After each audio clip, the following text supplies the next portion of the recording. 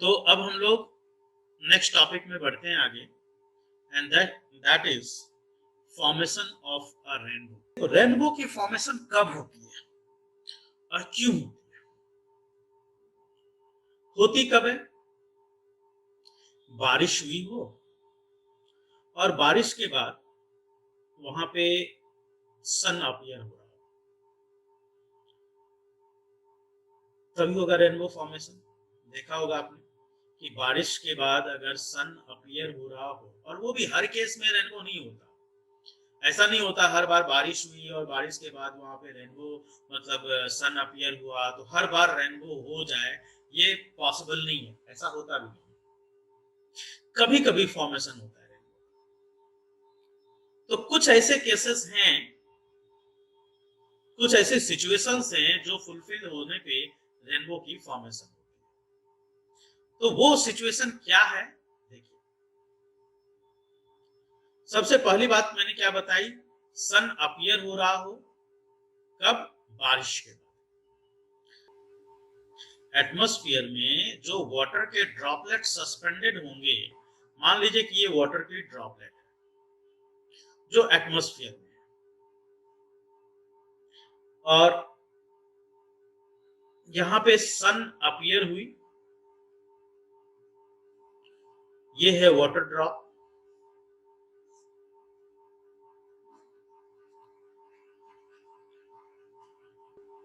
This water drop will behave as small prism suspended in air. So this water drop will behave as a small prism suspended in air. यहां से रे of light incident हुई, सन से रे of light incident हुई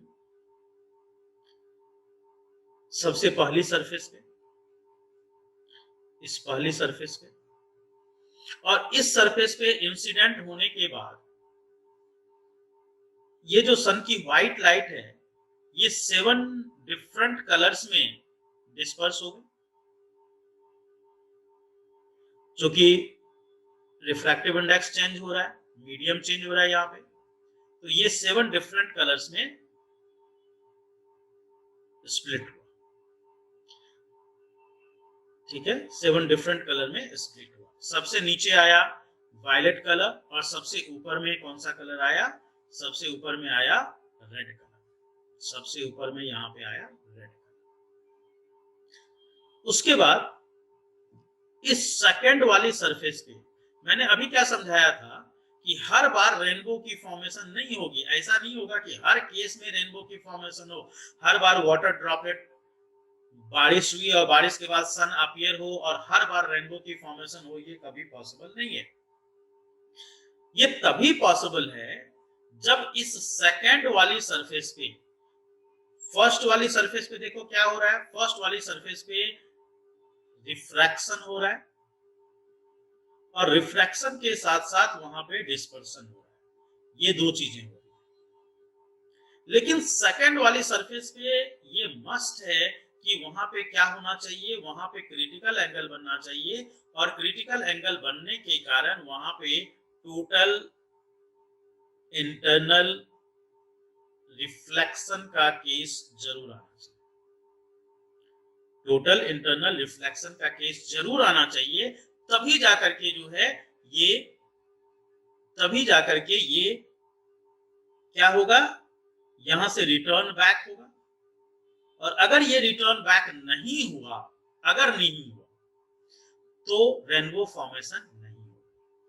rainbow formation के लिए इसका रिटर्न बैक होना बहुत जरूरी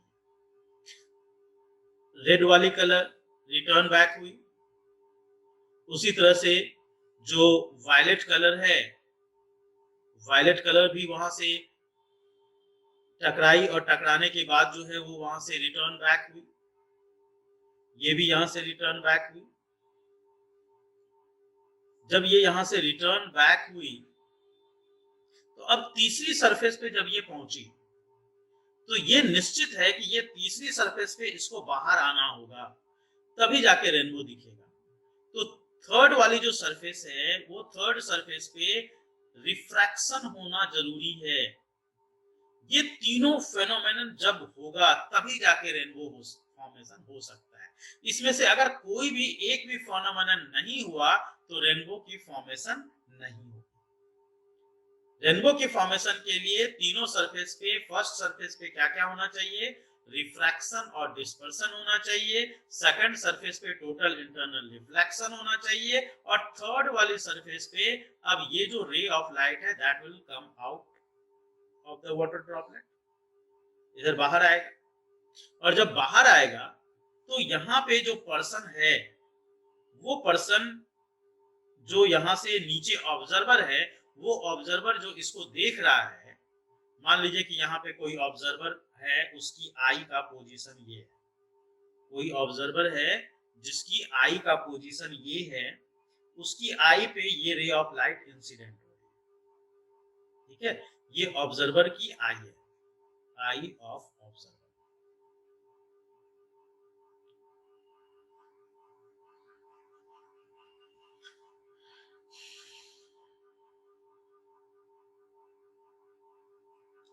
तो यहाँ पे जो है ये कंबाइन नहीं हो रहा, यहाँ पे कंबाइन नहीं, कंबाइन हो जाएगा तो फिर से ये व्हाइट लाइट हो जाएगा, ये कंबाइन नहीं हो रहा। अब जो ये रे ऑफ लाइट उसकी आई पे इंसिडेंट हो रहा है, तो ये रे ऑफ लाइट कहां से आता हुआ दिखेगा? ये रे ऑफ लाइट कहां से आता हुआ दिखेगा? ये रे ऑफ लाइट दिखेगा पीछे से कहीं से आ रहा है ना? ये रेड कलर इसको इधर से आता हुआ अपीयर होगा, इधर से आता हुआ अपीयर होगा। और उसी तरह से ये जो वायलेट कलर है, वो वायलेट कलर इधर से कहीं से आता हुआ अपीयर होगा। और यहाँ पे चूंकि हमें हॉरिजॉन जो है वो कैसा दिखता है, हॉरिजॉन हमें जो है सर्कुलर दिखता है ना, देखा है ना, आप जब सामने देखते हो किसी खाली जगह पे तो आपको वो सर्कुलर दिखता है। तो इसीलिए आपको जो रेनबो की फॉर्मेशन होगी, वो रेनबो की फॉर्मेशन भी आपको कैसे दिखेगी? सर्कुलर दिखेगी। सबसे ऊपर में रेड कलर दिखेगी और सबसे नीचे में वायलेट कलर दिखेगी। बिल्कुल जैसा हॉरिजॉन आपको दिखता है, बिल्कुल वैसा ही रेनबो भी आपको दिखेगा। क्योंकि ये जो है ये पैरेलल रेज आ रही है, इधर से पैरेलल रेज आ रही है, तो पैरेलल रेज आगे तो जाएगी इंफिनिटी तक, तो इंफिनिटी तक तो आपको जो ये रेनबो दिखेगा वो भी इंफिनिटी में दिखेगा। सबसे ऊपर में जो हमारी आई पे इंसिडेंट हो रही है वो रेड कलर है, तो सबसे ऊपर में रेड कलर दिखेगा। और सबसे नीचे में वायलेट कलर आ रही है, तो सबसे नीचे वायलेट कलर दिखेगा, बाकी के कलर इस बीच में दिखेंगे। ठीक है, तो ये रहा रीजन फॉर्मेशन ऑफ रेनबो। सबसे पहली वाली सरफेस पे क्या होनी चाहिए?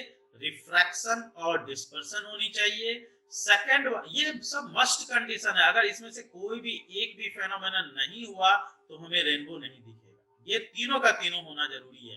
फर्स्ट सरफेस पे रिफ्रैक्शन और डिस्पर्सन, सेकंड सरफेस पे टोटल इंटरनल रिफ्लेक्शन, और थर्ड वाली सरफेस पे रिफ्रैक्शन। ओके, तो ये रीजन है फॉर्मेशन ऑफ रेनबो का। ठीक है, तो अगर इस यही क्वेश्चन में आ जाए कि फॉर्मेशन ऑफ रेनबो को एक्सप्लेन करने के लिए, तो सबसे पहले आप क्या करोगे? डायग्राम ड्रॉ करोगे। ये डायग्राम होगा आपका 1 मार्क। 1 मार्क में आप लिखोगे कि वाटर ड्रॉपलेट जो कि सस्पेंडेड है एटमॉस्फेयर में, that will behave as a small prism. ठीक है, ये आपका 1 मार्क का पॉइंट होगा। और 1 मार्क का पॉइंट ये तीनों पॉइंट, ये जब भी होगा 3 मार्कर क्वेश्चन में आएगा। और 3 मार्कर में 1 मार्क यहाँ पे डायग्राम में, डायग्राम में 1 मार्क, 1 मार्क इस चीज को लिखने के लिए, और 1 मार्क इस फेनोमेनन को एक्सप्लेन। ठीक है, तो ये तीन फेनोमेनन कैसे लिखोगे कि ये किस किस सरफेस पे हो रहा है? फर्स्ट सरफेस पे क्या फेनोमेनन हो रहा है, सेकंड सरफेस पे क्या फेनोमेनन हो रहा है, और थर्ड सरफेस पे क्या फेनोमेनन। ठीक है, ये जब भी आएगा 3 मार्कर क्वेश्चन में ही आएगा।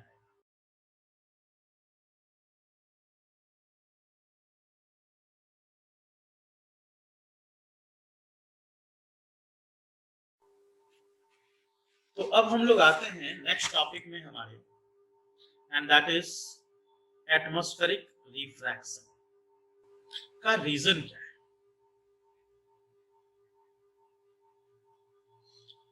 रीजन क्या है atmospheric refraction?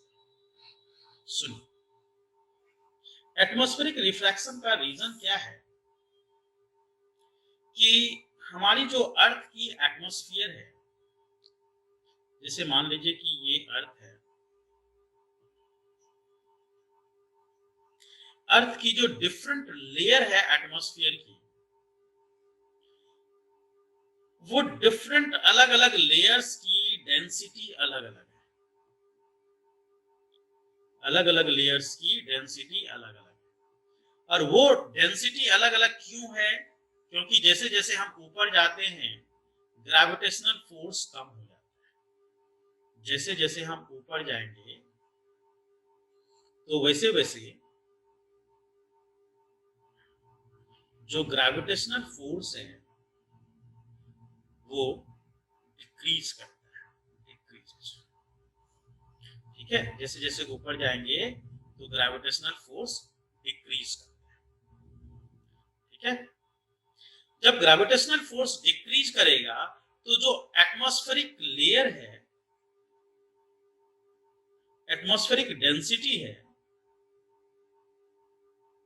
That will decrease. ठीक है, एटमॉस्फेरिक डेंसिटी विल डिक्रीज। और अगर एटमॉस्फेरिक डेंसिटी डिक्रीज करेगा तो जो इसका रिफ्रैक्टिव इंडेक्स होगा that will also decrease. Refractive index will also decrease.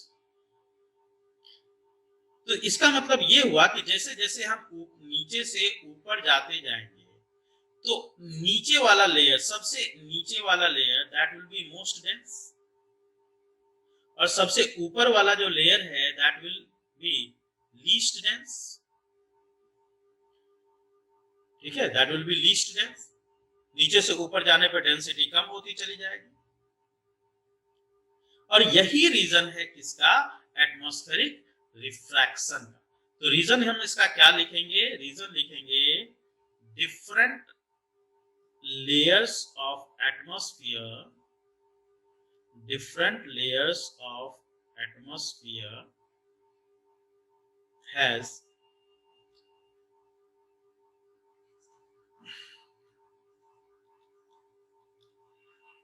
different densities. So its refractive index will also change. ठीक है, refractive index will also change. और यहां पे रिफ्रैक्टिव इंडेक्स चेंज होने से क्या होगा? हमने पढ़ा है कि speed of light is inversely proportional to refractive index. Speed of light जो है that is inversely proportional to refractive index ना। तो अगर रिफ्रैक्टिव इंडेक्स बढ़ता है तो स्पीड ऑफ लाइट कम हो जाती है, और रिफ्रैक्टिव इंडेक्स के कम होने से स्पीड ऑफ लाइट बढ़ जाती है। ये हमने पढ़ रखा है। तो इसके चेंज होने से, रिफ्रैक्टिव इंडेक्स के चेंज होने से क्या होता है कि speed of light changes, and this change in the speed of light is the main reason of atmospheric refraction. ठीक है, this is the main reason of atmospheric refraction. Okay, कोई कंफ्यूजन किसी बच्चे को?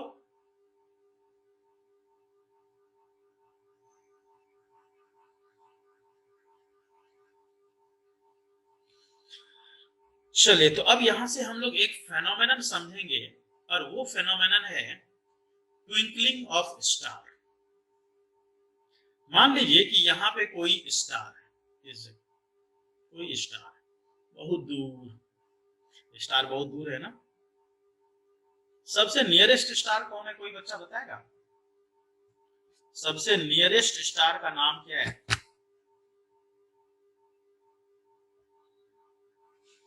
सबसे नियरेस्ट मतलब नियरेस्ट स्टार का नाम।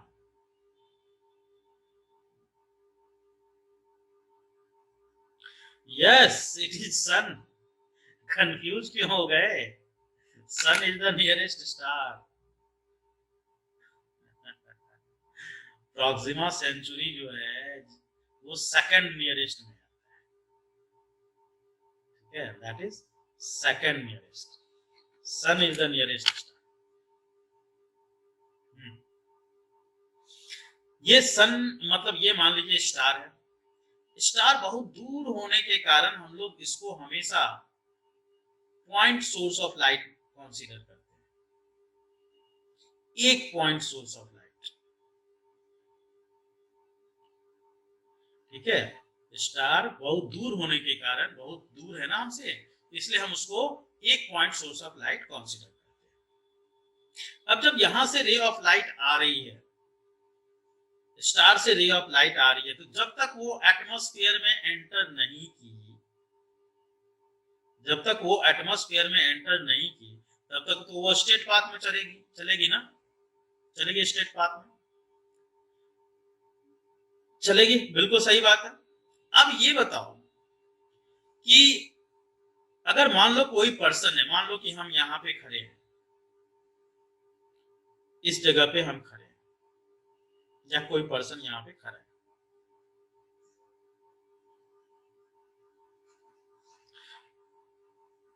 जो उस स्टार को ऑब्जर्व कर रहा है, तो ये पर्सन और ये स्टार, ये पर्सन और ये स्टार के बीच की एटमॉस्फेयर क्या इस पर्सन, ये जो ऑब्जर्वर है, और ये जो स्टार है, इस दोनों के बीच की जो एटमॉस्फेयर है, क्या वो हमेशा कांस्टेंट रहेगी या हमेशा चेंज होगी? सोचो, सोच के बताओ। इस पर्सन, ऑब्जर्वर और स्टार के बीच की एटमॉस्फेयर, एटमॉस्फेयर सेम रहेगी या चेंज होगी? कॉन्स्टेंटली चेंज होगी। मैंने क्या बोला? क्वेश्चन को एकदम ध्यान से सुनना। मैं फिर से क्वेश्चन रिपीट कर रहा हूं। इस ऑब्जर्वर और स्टार के बीच की जो एटमॉस्फेयर है, क्या वो कांस्टेंट रहेगी या वो कॉन्स्टेंटली चेंज होगी? ये कॉन्स्टेंटली चेंज होगी। क्यों चेंज होगी? क्योंकि यहां पे air is blowing, air is blowing.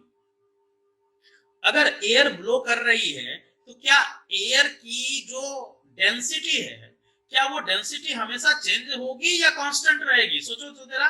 अगर एयर ब्लो कर रही है, तो एयर की डेंसिटी सेम रहेगी या चेंज होगी? कभी एयर में ज्यादा वाटर कंटेंट होगा, कभी कम कंटेंट होगा, कभी डस्ट पार्टिकल ज्यादा होगा, कभी कम होगा, होगा ना।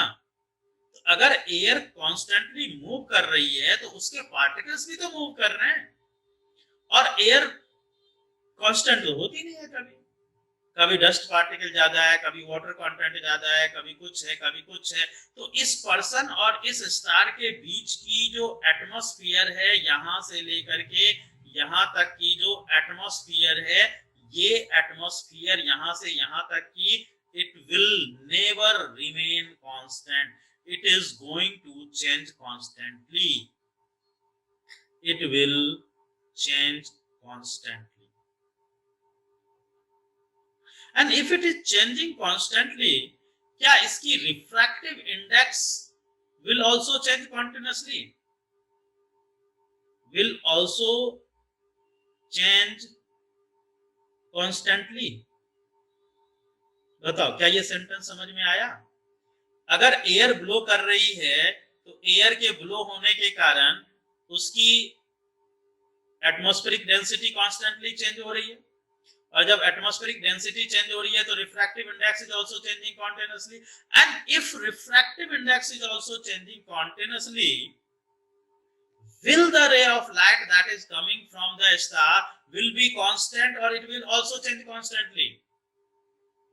बताओ। if refractive index is changing, will the ray of light that is coming from the star, will it change constantly or it will remain constant? बताओ। It will also change constantly.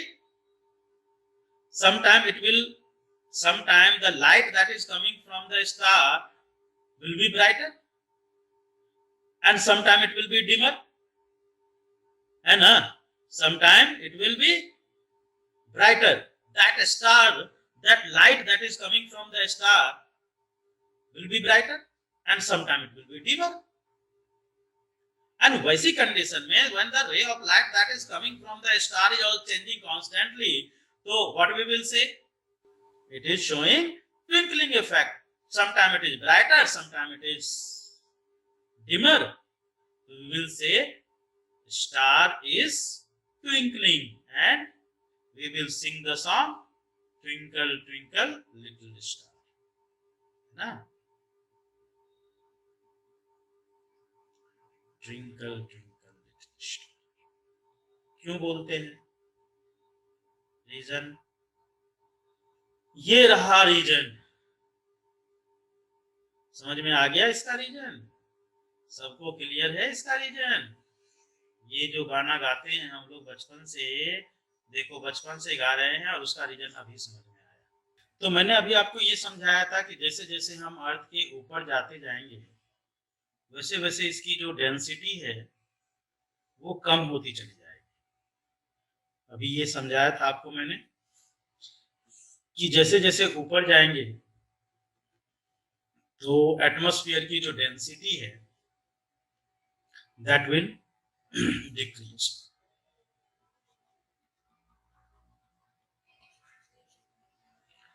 Atmospheric density will decrease, है ना? Atmospheric density decrease होगी क्योंकि आप जान ही रहे हो ऊपर एयर की डेंसिटी कम है। तो अगर मान लीजिए यहाँ पे कोई स्टार है जिसकी अभी हमने ट्विंकलिंग इफेक्ट की बात की थी, जब तक इसकी रे ऑफ लाइट एटमॉस्फेयर में एंटर नहीं करेगी तब तक तो वो स्ट्रेट पाथ में चलेगी। अब जैसे ही वो एटमॉस्फेयर में एंटर की तो एटमॉस्फेयर में एंटर करते ही अब क्या हुआ कि ये जो है बेंड की टुवर्ड द नॉर्मल, क्योंकि सबसे ऊपर वाली जो लेयर है वो लीस्ट डेंस है, उससे नीचे वाली लेयर मोर डेंस है, उससे नीचे वाली लेयर हाईएस्ट डेंस है। तो जब यहां पे ये ray of light rare medium से डेंसर मीडियम में एंटर किया, रेयर मीडियम से डेंसर मीडियम में एंटर किया, तो now it will bend toward the normal, normal की टुवर्ड बेंड हुआ, है ना? फिर उसके बाद फिर अगले लेयर में एंटर किया, again it bend toward the normal,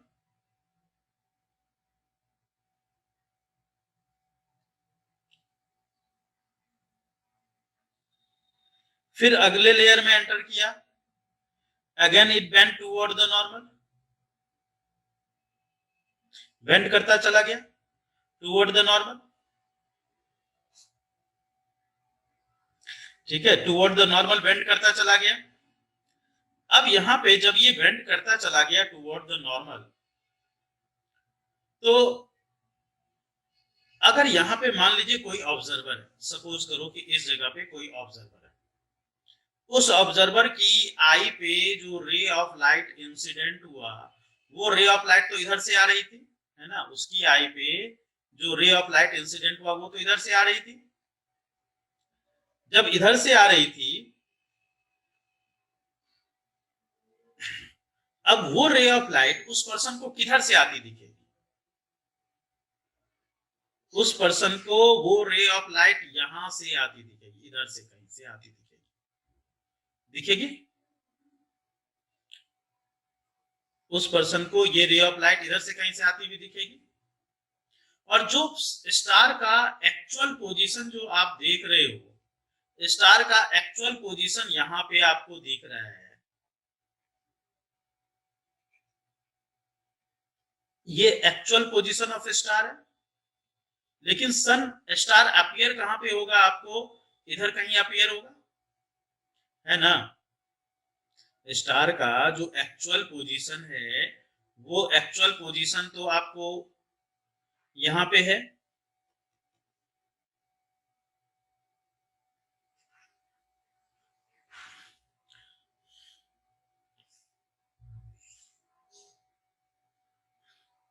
लेकिन स्टार अपीयर कहां पे हो रहा है, स्टार अपीयर हो रहा है आपको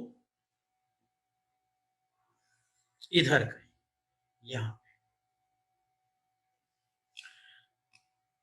तो स्टार आपको एक्चुअल पोजीशन पे अपीयर ही नहीं हो रहा, स्टार है कहीं और पे और दिख रहा है कहीं और पे। ये स्टार का हो गया क्या, virtual position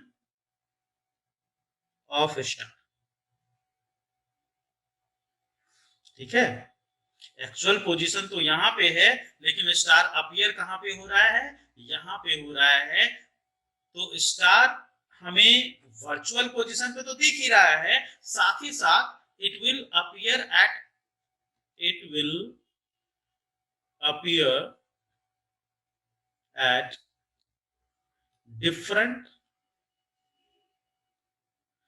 and higher position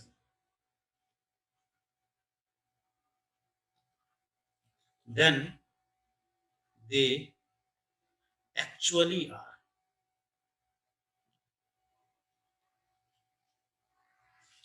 different position पे तो दिख ही रहा है, और वो हायर पोजीशन पे भी दिखेगा।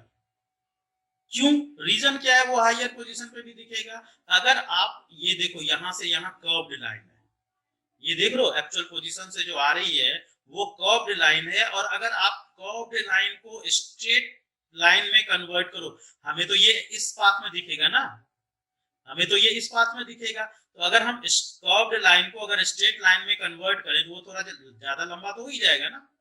तो इस कर्व्ड लाइन को अगर हम स्ट्रेट लाइन में कन्वर्ट करें तो ये थोड़ा ज्यादा लंबा तो हो ही जाएगा। तो it will appear at different and at higher position then they actually.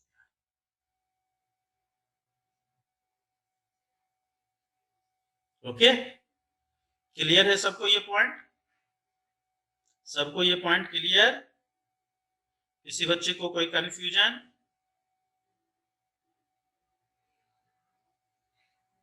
आगे बढ़े। तो अभी तक मैंने आपको दो चीजें समझाई है, twinkling effect of star, and दूसरी चीज जो मैंने आपको समझाई है that is star seems at higher position and at different position then they actually are. अब इसी में हम लोग समझने वाले हैं एडवांस्ड सनराइज और डिलेड सनसेट। एडवांस्ड सनराइज और डिलेड सनसेट। देखो, अभी मैंने आपसे एक क्वेश्चन पूछा था, और उस क्वेश्चन पूछने का पर्पज मेरा यही था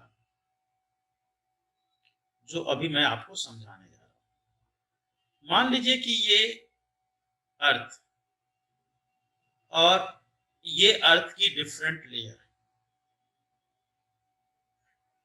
डिफरेंट एटमॉस्फेरिक लेयर।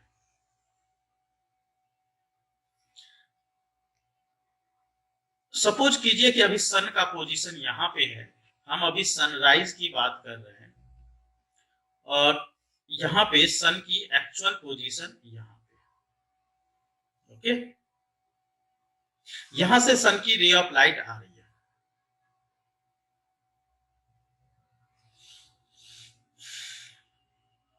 अब ये एटमॉस्फेयर में एंटर किया, it bent toward the normal, थोड़ा नॉर्मल की टुवर्ड बेंड किया थोड़ा सा, again it bent toward the normal, थोड़ा सा फिर से नॉर्मल की टुवर्ड बेंड किया, फिर से जब ये अपने अगले लेयर में पहुंचा तो again it bent toward the normal. अब मान लीजिए कि यहां पे कोई ऑब्जर्वर है, इस जगह कोई ऑब्जर्वर है, उस ऑब्जर्वर की आई पे जो रे ऑफ लाइट इंसिडेंट हो रहा है, वो रे ऑफ लाइट तो ये इंसिडेंट हो रहा है, उस पर्सन को सन की जो एक्चुअल पोजीशन दिखेगी वो तो यहां दिखेगी, यहां दिखेगी सन की एक्चुअल पोजीशन। सन एक्चुअली है नहीं वहां पे, सन की एक्चुअल पोजीशन तो यहां पे है, ये सन की एक्चुअल पोजीशन है, लेकिन सन उसको दिखेगा कहां पे, ये सन की हो गई वर्चुअल पोजीशन।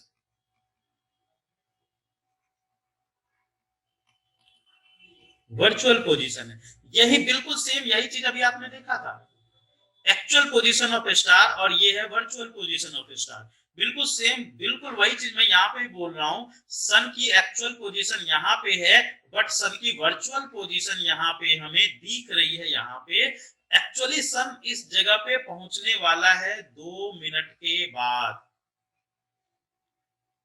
2 मिनट के बाद पहुंचेगा, लेकिन हमें ये 2 मिनट एडवांस में दिख रहा है, 2 मिनट एडवांस में दिख रहा है। तो ये जो फेनोमेनन है ना, इस एडवांस में जो सन आपको दिख रहा है, इस फेनोमेनन को हम लोग बोलते हैं एडवांस सनराइज। कितना मिनट पहले? 2 मिनट पहले, ठीक है, 2 मिनट पहले आपको सन दिखने लगता है। This condition is called as advanced sunrise. और यही बिल्कुल चीज कब होगा? डिलेड सनसेट के केस में।